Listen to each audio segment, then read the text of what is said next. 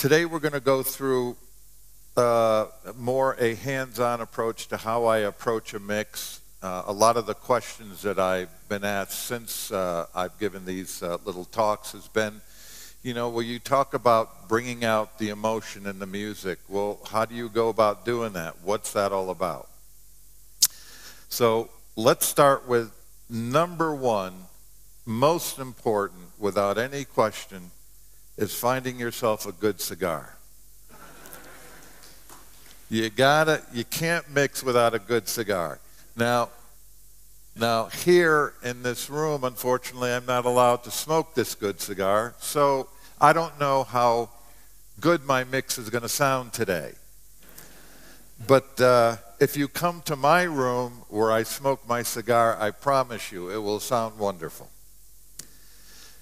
But all kidding aside, the main point that I wanted to get through to everyone over the last few days, before I get started on this, is very simply one thing. Do not get involved with the process. For example, today I'm going to take you through some of the ways that I work when I mix, but don't concentrate on the process. I hope that translates to you. The object is, when I said yesterday and the day before that analog sucks, I said it because in a certain sense it does, but that doesn't mean that when you use analog, what you end up with will suck. It just means that analog is not the wonderful format that everybody thinks it is. If you do your work analog or you do your work digital, the format is not going to change the result, and that's the important thing. I want you all to realize that don't sit there with your Pro Tools rig and your little console, be it this device here, the Artist Series or a D-Command or whatever it is, and say, if only I had an analog console with an analog tape machine, wouldn't this be wonderful? And I'm saying to you, no, it wouldn't change a thing. The music that you produce, whether it's in a digital format or an analog format, is going to be what your heart wants it to be. And that was the point that I'm trying to make. Don't go backward. Don't go back into the past thinking that that's going to help you. Let's move forward to the future. Let's now go in a new direction. And I promise you, if you go in the digital direction, you will not be unhappy. For so many reasons, a number of which we're going to get involved with now. Not the least of which is to get what we have here. What's this? 30,000, 20,000, 15,000. And this is with a nice console and the whole deal. This would cost you $500,000 in the analog world. So what we're doing here is like 1% of what it would cost you to do the same thing in the analog world. And trust me, you couldn't do it. All right. So basically what I'm going to do today is take you through a step-by-step process of how I set up a mix. What are the important things to me when I mix? What is it that I'm looking for? I have an artist here that came to me about 3 or 4 months ago. She asked me to mix this song for her. She's a very nice artist. I listened to it. I said, this is great. So I started working on it. Some of the things that I do at home, we're not going to do here because they involve some plugins and things that we don't have. But the concept is going to be the same. The first thing, what I do when I start working on a mix, and maybe we should do that. Can we save this? But basically, what I want to show you is the very first thing that I do when I mix is I put up all the faders. There is absolutely no point in starting to work on an instrument without getting an idea of what the song is like. And a famous Frank Sinatra saying was that You know, no one goes out of the record store whistling the drum part. Basically, the vocal is, unless it's an instrumental, of course, but the vocal is where the song lives or dies. So it's very important, from my perspective, that most of the emotion on a vocal track is going to come from the vocalist and the vocal performance. So the first thing that I look for is the vocal. So let's start here. Now, I have this, just so you know, this is what I have chosen, and I have the option of working on anything. I have chosen a D Command and Pro Tools 10 as my mixing venue. That's what I use. The only difference between here and there is I have 24 faders on the D Command, and I'm running Pro Tools native instead of HDX10, but I just bought a HDX10 card, so hopefully I'll be running that. But in any event, this is what I mix on. And I have 3 studios that I used to own, which I no longer am part of, but they all have consoles that I own. Any one of those could have gone to my mixing venue. One's an SSLJ, one's a Neve 88R, not 88R, it's a Neve VX, and VR or VX. And the third one is a Euphonic System 5, which I happen to love, but this does for me exactly what the System 5 does, especially now with Pro Tools 10, but I'm getting ahead of myself. The first thing I do when I set up a session is I group everything. I group everything to faders, to master faders. Why do I do that? Well, this console has a very interesting feature. If I group all the drums over here, if I group all of the drum tracks, which are in blue, if I group those, let me just put this as small, okay, and small. Oh, my groups are suspended, that's why. If I group all of these to one master VCA, I can then, on this console, select the master VCA, and I don't know if you, oh, you didn't see that, all right. You select that to the master VCA, and suddenly, here's my VCAs. I've got vocals, backgrounds, drums, bass, guitars, keys, and a master. You may or may not be. Anyway, if I go to my drum VCA and I select this, now all the tracks in front of me are now the drum tracks. So rather than having to move like on an analog console or move somewhere I can now have all those tracks in front of me to work on. So what do I do? When I start a session, I group them all to these VCAs. So I have the whole session now is here in front of me on 7 or 8 VCAs, depending on how many instruments there are. So I'm going to go now to User Preview. I've set up a mode here just so we don't change things. All right, so now VM, let's go. All right, so basically what I would do when I got this track in, the first thing I do is I'd start just listening to the track.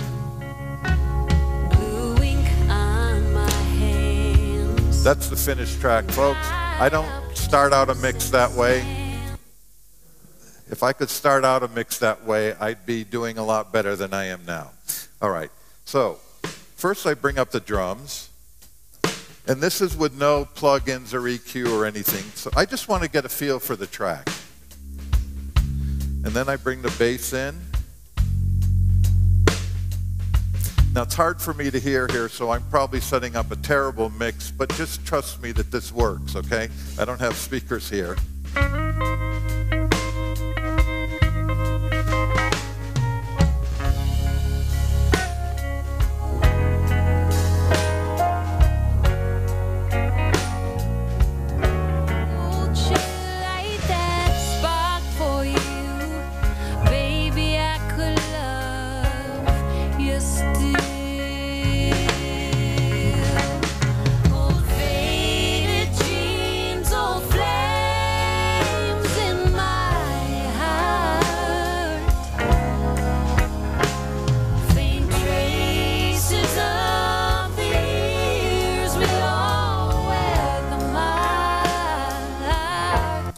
Okay, so I'm going to listen.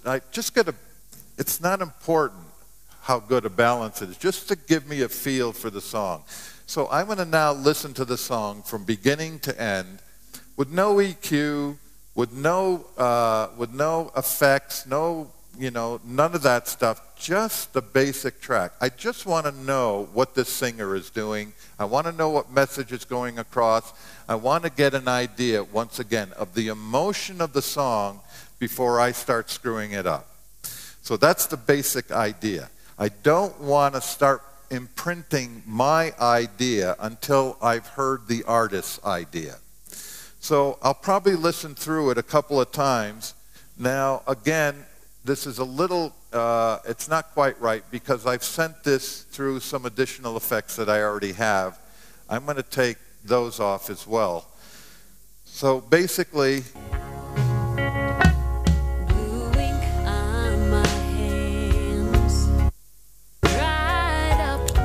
now I also have an effects thing here that's going on, so I'm going to bank.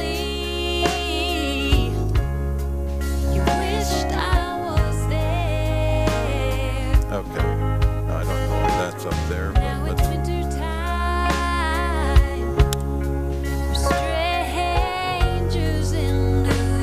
all right, so this is my song without anything on it. So I've now listened to it, and I realize the background vocals are nice, they're important. Do I want to spread them out? Do I want to sit them behind the vocalist? I start making kind of internal decisions. Do I want the drums spread out? Do I want them kind of sitting behind the singer? Same thing with the guitars, the keyboard. Is the guitar more important? Is that the focus of the track, or is it the keyboard? Is there a piano that takes over? The guitar player on this is Steve Cropper, who's probably one of the greatest rock and roll guitar players of all time. So I know I'm going to want to focus Steve Cropper a little bit on some of this stuff. You remember Sitting on the Dock of the Bay and songs like that? He was always the featured guitar player. All the Muscle Shoals stuff was Steve Cropper. Fantastic guitar player. So I'm going to probably start focusing in on Steve Cropper a little bit. Now the next thing is, so once I start deciding on that, I'm going to start adding my plugins to the session. Okay. It's very important to have other music coming in from other venues while you're mixing. It gives you a perspective of being in a cacophony of sound. So make sure that wherever you mix, you have someone putting the TV on in the next room, or radio, or what have you. Let's start with a very interesting plugin and why this one is near and dear to my heart. In 1995, I had made a very conscious decision to start mixing digitally. I had been mixing up to that point. I had been recording digitally, but mixing on an SSL console or a Neve console at my studios. And I noticed that I would go to mastering, and in fact, I was having a conversation with a very wonderful engineer named Alan Sides from America. And we were sitting there talking over lunch one afternoon, and I made the point to Alan. I says, Alan, you know, I used to, when I finished mixing my records, I used to like to occasionally listen to them. You know, like a month or two later, I'd put the record on the turntable and listen to it, and I just enjoy listening to it, and even, you know, and remembering the session and all that. And I said, but since the CD era, I haven't been doing that. And Alan said, you know, I'm feeling the same way.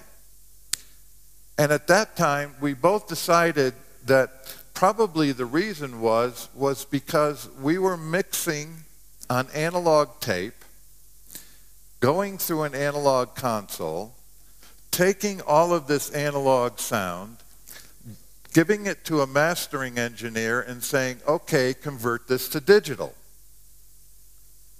And, you know, I was talking about analog versus digital. Now, analog sounds nice on its own, but when you convert it to digital, it definitely changes it. There's no question about it.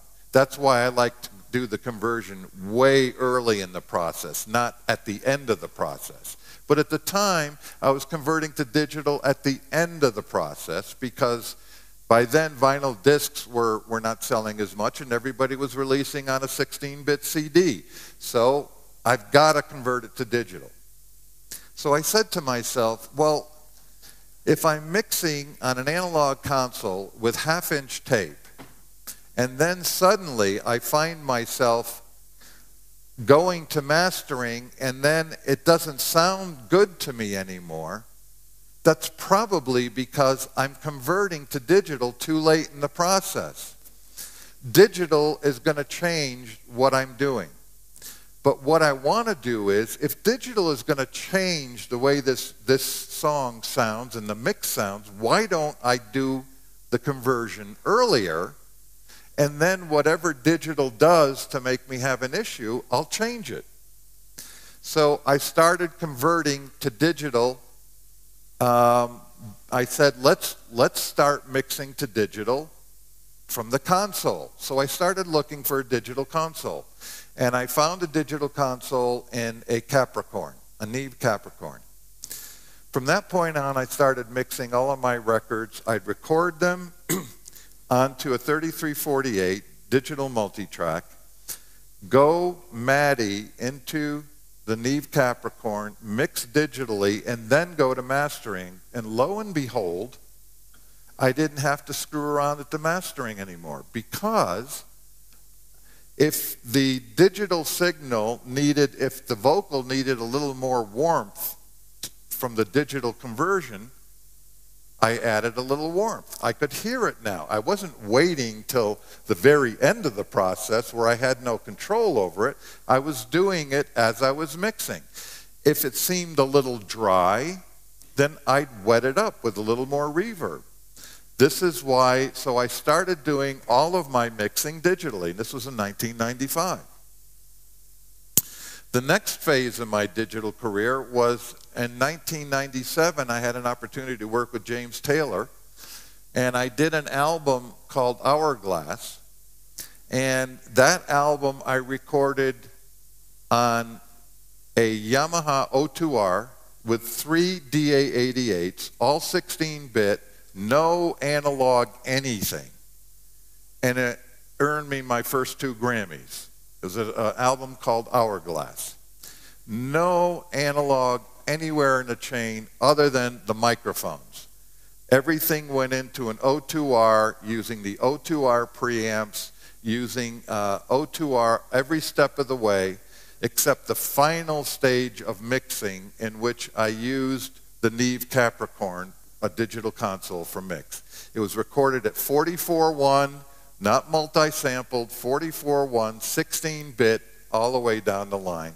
But it gave me my first Grammy, and people started thinking in a different way after that point, saying, well, and maybe the gear isn't that important, and that's what I'm trying to get to you. I had been working for 20 years or 15 years on analog consoles, doing in the best studios in the world, and I got my first engineering Grammy on an album that I recorded in a house with an O2R and 3 DA88s. The equipment isn't the message. You don't need the best gear in the world to make a great record. All you need is some ears and an imagination. Okay, how are we doing here? Are we ready to go? After I finished working on the Neve Capricorn, it was running out of steam around 2000, the year 2000, because it wouldn't do multi-sampling. I couldn't do 96K. It was limited to 48K. So I started looking for a new console, and lo and behold, I found it in the Euphonics System 5. All digital, had a wonderful equalizer, had an amazing operating system, and I fell in love with it immediately. So to replace the Neve Capricorn, I put in the Neve System 5, and for 7 or 8 years, I mixed exclusively on that. That console cost me $350,000. right here for $699 inside of Pro Tools 10, you have exactly what I had in the System 5. This is a System 5 equalizer, compressor, gate, expander, filter, and a few additional items like a phase button and a fader. And this is a Neve. I mean, this is a euphonic System 5 channel, which you can now, as you can see, I can spread out over my entire session. So every single track in my session has the System 5 EQ, expander, gate, compressor, and sundries that I use to mix about 7 or 8 years of records on. That's all I used when I mixed those records. Now, I did add some effects like harmonizers and TC6000, but the actual sound of the track strictly came from my System 5 console. Now, for, let's see, what's $600 versus $350,000? Too much. It's a bargain, is what it is, and so now you have the ability to put that across your entire mix for a ridiculously low price.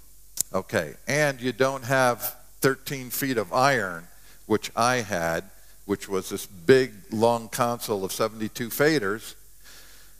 So I now have that. I've got this great little console here to be mixing on, and now I'm going to sit there and I'm going to start working on these tracks.